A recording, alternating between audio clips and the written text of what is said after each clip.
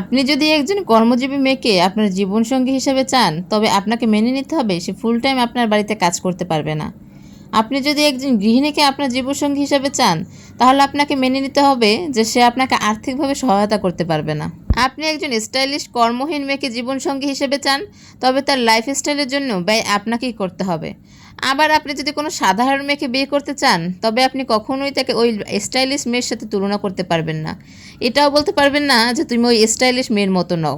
কাউকে কারো মতো বানানো যায় না, সবাই যার যার নিজের মতোই জন্মগ্রহণ করে। আপনি যেমন মেয়ে চান তেমন মেয়েকেই আপনার জীবনসঙ্গী করা উচিত। মাতৃপুতুল ভেঙে নতুন করে গড়ানো যায়, কিন্তু মানুষকে না।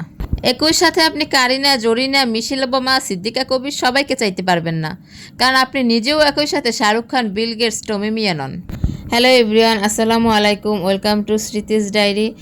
তো এই তো দুপুরে রান্না বান্না চলছে, হঠাৎ বৃষ্টি হঠাৎ রোদ, এই হচ্ছে বর্তমানে আবহাওয়া।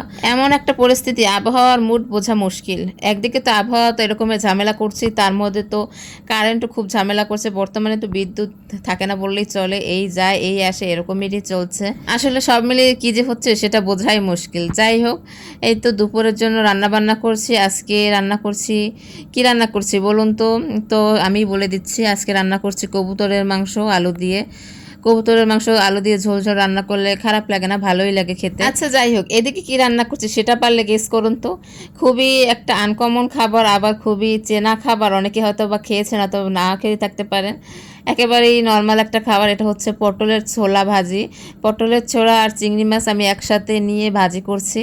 এটা মানে আমি ভর্তা করব, সেই জন্য।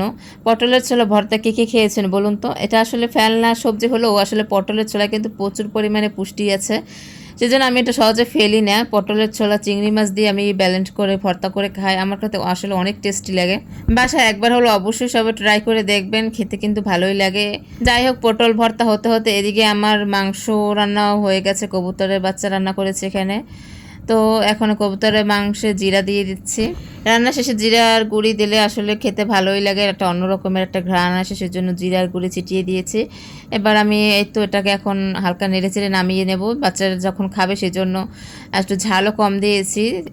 এই তো তরকারি রান্না শেষ। আমি এখন অন্য একটা তরকারি বসিয়ে দিয়েছি চুলায়। আজকে ভাবলাম পটল রান্না করি চিংড়ি মাছ দিয়ে, যেই ভাবা সেই কাজ। তো এই তো পটল বসিয়ে দিয়েছি, চিংড়ি মাছ ভুনা করে, তারপরে পেঁয়াজ রসুন মশলা কষিয়ে তারপরে এখানে এই পটল বসিয়ে দিয়েছি। পটল আর আলু একসাথে রান্না করছে। তো এই তো ছিল আজকের আমার রান্না বান্না, খুবই সিম্পল খাবার। তো কেমন হয়েছে আমার রান্নাগুলো সেটা অবশ্যই জানাবেন। সবাই ভালো থাকবেন, সুস্থ থাকবেন, স্মৃতির ডায়েরির পাশেই থাকবেন। ধন্যবাদ।